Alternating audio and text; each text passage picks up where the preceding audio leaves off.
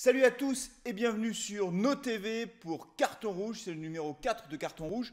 On va faire le débrief du match Paris Saint-Germain-Saint-Etienne. On va parler du fond de jeu des Stéphanois qui inquiète encore et toujours. Et puis on dira également un mot sur les fumigènes dans les tribunes. Les ultras stéphanois ont craqué les fumigènes au Parc des Princes. On en parle en troisième partie de cette émission. L'AS Saint-Etienne s'est lourdement incliné au Parc des Princes vendredi soir, 4-0. On va refaire rapidement le film de ce match. Une première mi-temps des Stéphanois qui était plutôt bonne sur le plan du jeu puisque les Stéphanois se sont créés plusieurs occasions. Malheureusement, Draxler a ouvert le score, ce qui fait qu'à la mi-temps, les Stéphanois se retrouvaient menés 1-0. Alors pour tout vous dire, en réalité, on espérait quand même, au vu de cette première mi-temps, que les Stéphanois allaient pouvoir égaliser. Malheureusement, le pénalty est arrivé très vite en début de deuxième mi-temps. Une faute de Loïc Perrin sur Cavani. Cavani qui se fait justice lui-même. Et à 2-0, le match était plié. Les Stéphanois n'y étaient plus. Et ils ont encaissé un troisième but, Di Maria, puis un quatrième but en toute fin de rencontre. Tant et si bien que les Verts se sont lourdement inclinés au Parc des Princes. Alors bien sûr, une défaite au Parc des Princes n'a rien d'humiliant, de catastrophique. Le Paris Saint-Germain est très nettement au-dessus de tout le monde dans cette Ligue 1. Je l'avais dit sur Carton Rouge, le numéro 1 de Carton Rouge, j'avais évoqué le fait que Paris Saint-Germain était déjà quasiment champion de France. Après 5 journées, ils ont 5 victoires, 15 points, ils marquent plus de 3 buts par match.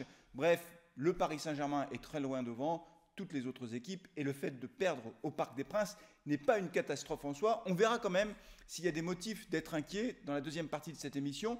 Simplement, ce que je voudrais dire également, c'est qu'il y a des Stéphanois qui nous ont un petit peu inquiétés et notamment, encore une fois, je trouve que la défense centrale, Loïc Perrin notamment, n'y est pas depuis le début de saison. Je trouve qu'il n'est pas encore rentré dans son championnat. J'espère que ça va s'améliorer au cours des prochains matchs.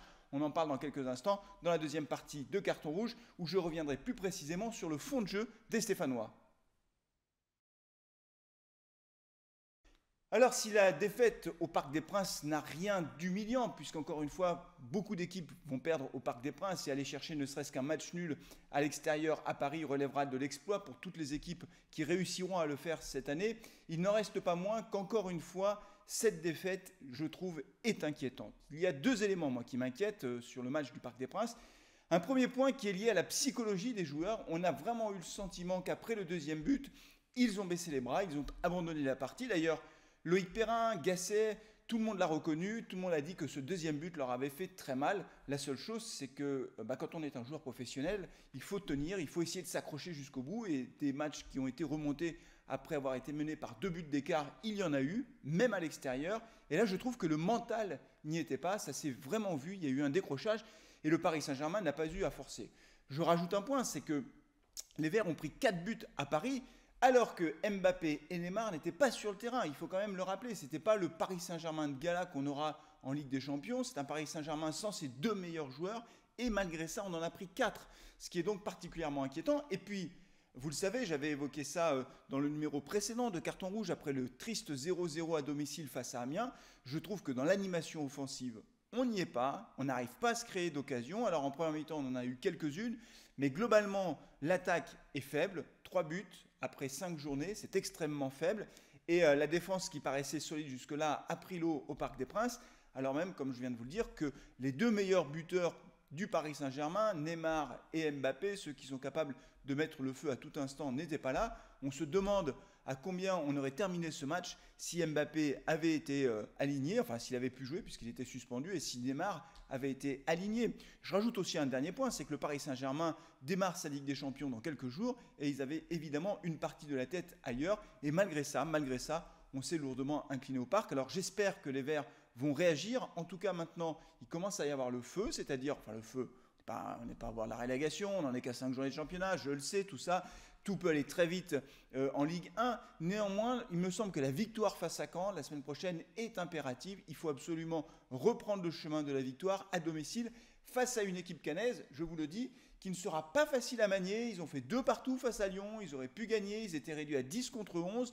Il y aura des absents côté caennais, il y aura des suspendus, heureusement, mais ce ne sera pas un match facile, loin de là. Et les Stéphanois, s'ils veulent reprendre confiance, il va falloir qu'ils gagnent et qu'ils gagnent avec la manière. C'est ce qu'on attend d'eux pour pouvoir se relancer dans ce championnat qui s'annonce quand même très serré. Mais malgré tout, si on continue à jouer comme ça et si on continue d'aligner des matchs aussi tristes, je pense qu'on va jouer entre la 12e et la 8e place de championnat, c'est-à-dire que ce ne sera pas un championnat qui nous fera rêver. Vraiment, j'espère qu'ils vont réagir. En tout cas, c'est dans l'animation offensive qu'on attend des améliorations, avec Khazri et Cabella qui devront se trouver. Cabella n'a pas pu jouer à cause d'une légère blessure. J'espère que face à Caen, ils vont enfin réussir à combiner ensemble. Bernard Lyons, le journaliste de l'équipe, soulignait que c'était certainement une des clés essentielles pour que l'AS Saint-Étienne retrouve le chemin des filets et retrouve le chemin de la victoire. Alors pour cette troisième partie, je voudrais aborder avec vous le sujet des ultras, le sujet des fumigènes dans les tribunes. Moi j'ai besoin d'avoir vos commentaires aussi, savoir ce que vous en pensez. Les Stéphanois, le public stéphanois est lourdement sanctionné, des huis clos partiels à Geoffroy Guichard, de très nombreuses interdictions de stade, de déplacement à l'extérieur. C'est certainement le public qui est le plus sanctionné, qui est le plus empêché de se déplacer. Et tout ça parce que les ultras allument des fumigènes, craquent des fumigènes dans les tribunes. Ils défendent que ça fait partie de leur culture, que ce n'est pas dangereux.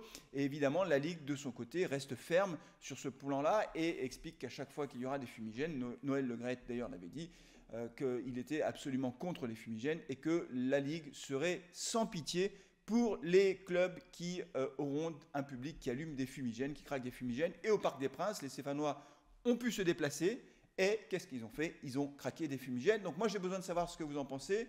Il y a Régis Juanico, le parlementaire de la Loire, qui a pris position là-dessus en expliquant qu'il fallait ouvrir le dialogue, que certainement, et d'ailleurs c'est ce qu'expliquent les ultras, c'est que les fumigènes leur paraissent moins dangereux notamment que les pétards, que ça peut être encadré. Honnêtement, je vous dis la vérité, c'est que j'ai du mal à me faire une conviction par rapport à ça. C'est vrai que c'est joli, des fumigènes dans les tribunes. J'ai du mal à savoir si c'est dangereux. Moi, j'en ai toujours vu. En tout cas, quand j'étais à Geoffroy Guichard, il y a toujours eu des fumigènes. Ça fait un peu partie de la culture des ultras. Et je comprends aussi qu'ils aient envie de défendre ça. Néanmoins, la Ligue reste ferme là-dessus. Et donc, à chaque fois, c'est le public qui est sanctionné. À chaque fois, les sanctions tombent les unes après les autres. Donc voilà, réagissez, hein, n'hésitez pas à me dire ce que vous pensez de tout ça. Je termine avec là pour le coup un point positif là, qui montre que la Ligue écoute aussi et est capable de discuter et d'entendre ce que demandent les spectateurs, les supporters. Pour la première fois ce week-end, il va y avoir Lens et c'est Amiens je crois, qui vont avoir leur tribune ouverte debout. Le public pourra rester debout, ce sont des gradins debout comme on les a connus à Geoffroy Guichard. Hein. Les plus anciens d'entre vous qui regardaient cette émission se souviennent de Geoffroy Guichard debout, c'était vraiment exceptionnel. Alors après 1992, après Furiani, tous les stades ont dû avoir des places assises. La seule chose, c'est qu'évidemment, derrière les buts, dans le COP Nord ou dans le COP Sud, les supporters, ils ne s'assoient pas. Voilà, ils restent debout. Ce qui fait que quand vous êtes avec une configuration gradin assis, mais que le public est debout, c'est encore plus dangereux que si le stade est pensé pour que les gens restent debout. Donc Saint-Étienne fait partie aussi des stades qui ont été sélectionnés pour faire ce test-là et voir ce que ça donne. Moi, je suis très content parce que c'est comme ça, c'est la culture du COP, c'est la culture des deux COP de rester debout et donc je suis content que Saint-Étienne puisse en faire l'expérimentation. Voilà, c'est terminé pour cette fois-ci. Je vous retrouve pour le prochain match, Saint-Étienne-Caen avec à la clé, j'espère, une victoire. N'oubliez pas de vous abonner à la chaîne NoTV et puis aussi de liker cette vidéo et de la partager, évidemment, si elle vous a plu. Salut, à bientôt!